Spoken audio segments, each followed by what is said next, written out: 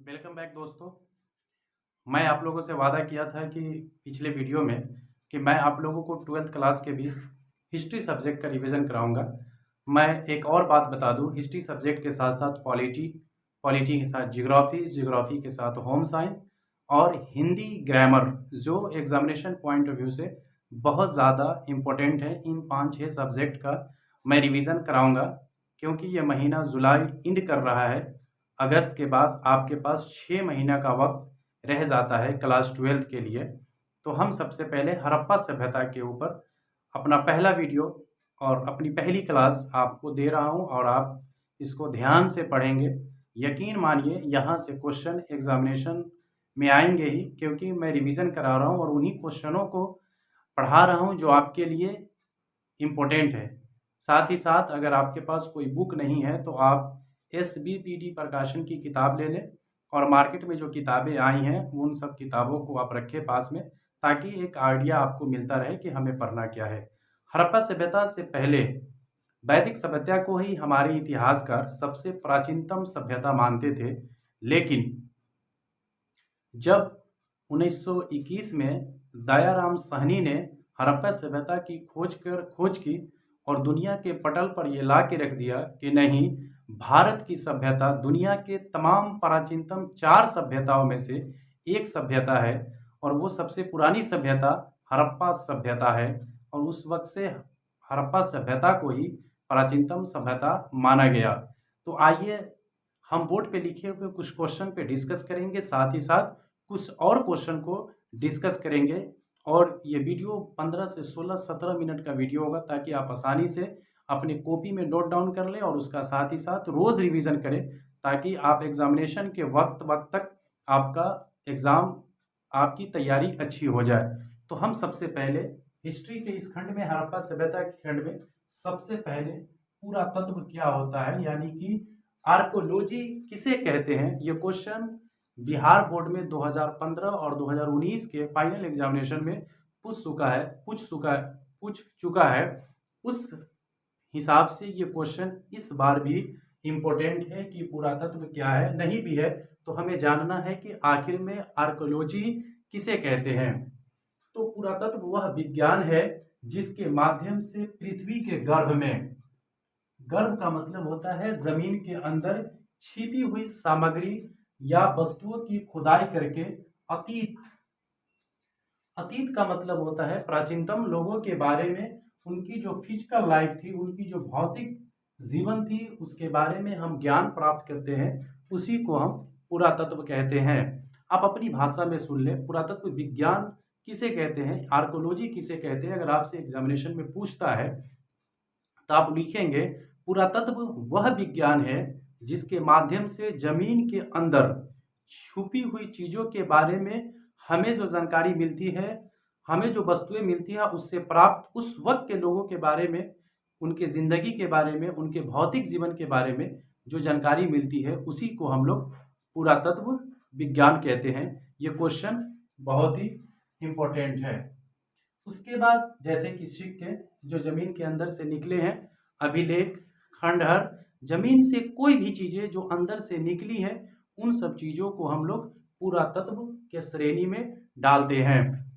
अब हम objective basis question पे डिस्कस करेंगे, जो आपके एग्जामिनेशन पॉइंट ऑफ व्यू से बहुत ही इंपॉर्टेंट है। आखिरकार भारत में पुरातत्व विभाग की स्थापना कैसे हुई, आखिरकार भारत में पुरातत्व जो चीजें थी जमीन के अंदर, उन सब चीजों के बारे में हमारे इतिहासकारों ने, हमारे पुरातत्ववेत्ताओं ने किस तरह से खोज किया, उसकी जड़ क्या है, उसकी नींव क्या है, हम वहां पे बात करेंगे। सबसे पहले एक थे विलियम जोन्स, एक अंग्रेज अधिकारी थे। उन्होंने कलकत्ता में एशियाटिक सोसाइटी की स्थापना की, और यहीं से पुरातत्व की खोज की शुरुआत हमारे भारत में मानी जाती है। आपसे पूछा जाएगा कलकत्ता में एशियाटिक सोसाइटी की स्थापना किसने की, ऑप्शन में बहुत सारे नाम, 3 नाम 4 नाम रहेंगे, उसमें से एक नाम विलियम जोन्स का भी रहेगा, तो आप विलियम जोन्स पर टिक करेंगे। ये इंपॉर्टेंट क्वेश्चन है। और कब, तो ये 1784 आप याद रखेंगे। साथ ही साथ भारत में पुरातत्व विभाग की स्थापना 1861 में की गई। और पुरातत्व विभाग के जन्मदाता जो फाउंडर है वो है जनरल कनिंघम को ही माना जाता है। 1872 में इनको भारतीय पुरातत्व विभाग सर्वेक्षण के जनरल डायरेक्टर बनाए गए और उसके बाद भारत में लगातार हड़प्पा सभ्यता या उससे जमीन में छिपी हुई चीजों के बारे में सर्च अभियान चलता रहा। इससे रिलेटेड कुछ हड़प्पा की खोज किस तरह से हुई या हड़प्पा के खोजने की कहानी क्या थी, उसके पीछे रीजन किस तरह से, आखिर एक हजारों 5,000 वर्ष पहले छिपी हुई कहानी को किस तरह से दुनिया के पटल पर रखा गया, आखिर उसकी कहानी क्या थी, हम उस कहानी को डिस्कस करेंगे। आप इसका शॉर्ट डाउन कर लें या तो कॉपी में वीडियो को रोक करके आप लिख दें। इस पूरे चीज को मैं अब मिटा रहा हूं।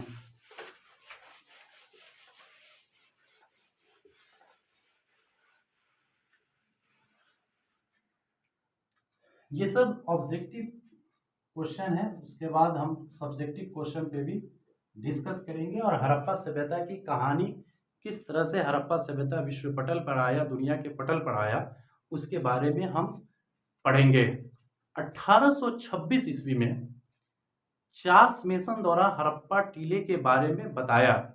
उन्होंने कहा कि पाकिस्तान का जो हिस्सा है, आप भारत के नक्शा पर अगर देखेंगे तो यहाँ से ये वाला जो हिस्सा है, ये वाला हिस्सा, ये पाकिस्तान के हिस्से हैं।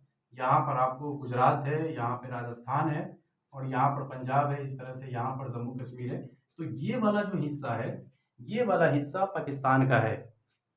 और जब पाकिस्तान में चार्ल्स मेसन जब गए तो इन्होंने 1826 ईस्वी में 1826 ईस्वी में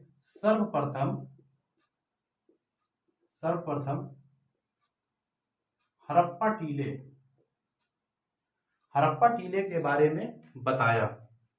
1826 ईस्वी में सर्वप्रथम हड़प्पा टीले के बारे में बताने वाले व्यक्ति का जो नाम था, उनका नाम था चार्ल्स मेसन। ये भी क्वेश्चन आपसे पूछा जा सकता है कि सबसे पहले हड़प्पा टीले के बारे में किसने बताया, तो उनका नाम था चार्ल्स मेसन। डेट ज़्यादा इम्पोर्टेंट नहीं है लेकिन नाम बहुत ज़्यादा इम्पोर्टेंट है। तो चार्ल्स मेसन ही पहले व्यक्ति थे जिन्होंने हड़प्पा टीले के बारे में बताया। उसके बाद भारत में 1856 ईस्वी में, भारत कहने का मतलब है कि उस वक्त पाकिस्तान और इधर एक जगह है यहाँ पर आप बांग्लादेश, वो सब भारत का ही हिस्सा था उस वक्त। तो पाकिस्तान में उस वक्त पाकिस्तान में कराची से लेकर लाहौर तक रेलवे लाइन बिछाई जा रही थी और रेलवे लाइन बिछाने वाले दो अंग्रेज अधिकारी का नाम है विलियम ब्रंटन और जॉन ब्रंटन। ये दोनों अधिकारी रेलवे लाइन बिछा रहे थे। तो इनको रास्ते में कराची से लेकर लाहौर तक, कराची से लेकर लाहौर तक, कराची से लेकर लाहौर तक रेलवे लाइन बिछाई जा रही थी। इसी क्रम में ईंट की जरूरत पड़ी तो इन्होंने जब खुदाई की तो यहाँ से हड़प्पा सभ्यता की कुछ अवशेष मिले। उसके बाद वहाँ पर कुछ ईंटें मिली, उन ईंटों का इन लोगों ने यूज कर लिया और कुछ नहीं बताया कि असल में ये है क्या। ज़्यादा रिसर्च वगैरह इन लोगों ने नहीं किया, जो काम था इनका रेलवे लाइन बिछाना वो काम किए और चल दिए।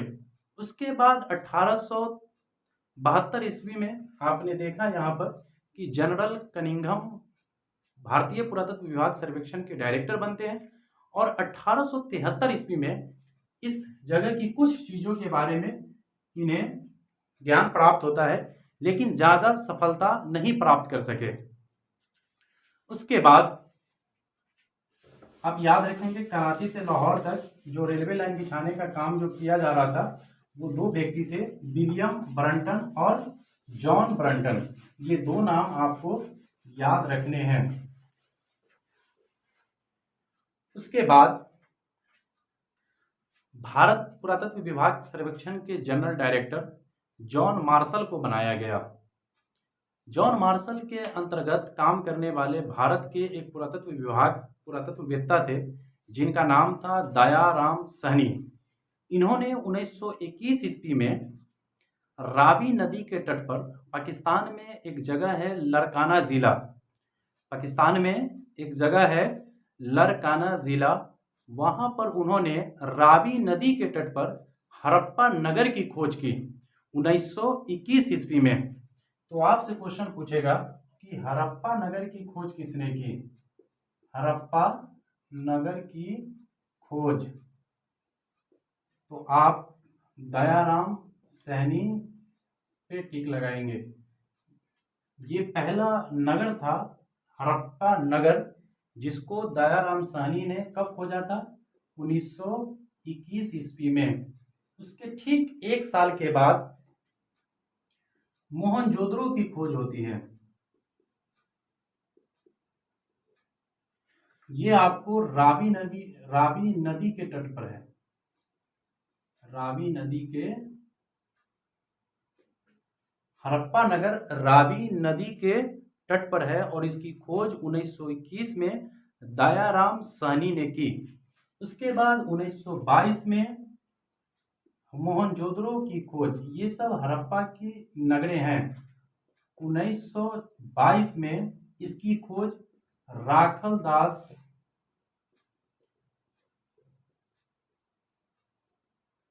राखलदास बनर्जी ने की और ये मोहनजोदड़ो सिंध नदी के किनारे हैं, सिंध नदी के किनारे हैं। और ये दोनों हड़प्पा और मोहनजोदड़ो, ये दोनों जगह, ये दोनों स्थान वर्तमान के पाकिस्तान में है। तो इस तरह से भारत में हड़प्पा सभ्यता की खोज हुई और हड़प्पा सभ्यता यानी हड़प्पा नगर का उद्भव हुआ। कुछ क्वेश्चन और आप याद कर ले कि हड़प्पा की जो सभ्यता थी वो नगरीय सभ्यता थी, नगरीय सभ्यता थी, यानी ये नगर था, सभ्यता था। आपसे पूछेगा कि हड़प्पा की सभ्यता कैसी सभ्यता थी? ग्रामीण सभ्यता थी या नगरीय सभ्यता थी या इनमें से कोई नहीं? तो यह नगरीय सभ्यता थी। और भी क्वेश्चंस हैं। इसके बाद हम चनुद्रो, लोथल, उसके बाद कुछ और जगहों की खोज, हड़प्पा सभ्यता किस तरह से, हड़प्पा सभ्यता का पतन किस तरह से हुआ और इस चैप्टर उसके सामाजिक जीवन क्या थे, उनका धार्मिक जीवन क्या था, और कार्बन 14, ये 4-5 क्वेश्चन जो एग्जामिनेशन पॉइंट ऑफ व्यू से बहुत ज़्यादा इम्पोर्टेंट है सब्जेक्टिव में, हम इस पर डिस्कस करेंगे एक एक क्लास में। ज़्यादा लंबा वीडियो बनाने का ना मेरा मकसद है और ना हम चाहते हैं कि आप ज़्यादा लंबा वीडियो देखें, आराम से पढ़ें। मैं आपसे वादा करता हूँ कि ये इस रिवीजन क्लास में हम सारी चीज़ों को डिस्कस कर लेंगे। साथ ही साथ आप SPPD प्रकाशन का बुक आप ज़रूर ले लें, मेरे पास वो बुक अवेलेबल था बट अभी नहीं है, वो बुक आप ले लें ताकि आपको हेल्प मिलता रहे, आप उससे तैयारी करते रहें ताकि अच्छी तैयारी हो सके और एक बढ़िया रिजल्ट आप ला सके। बहुत बहुत धन्यवाद, शुक्रिया।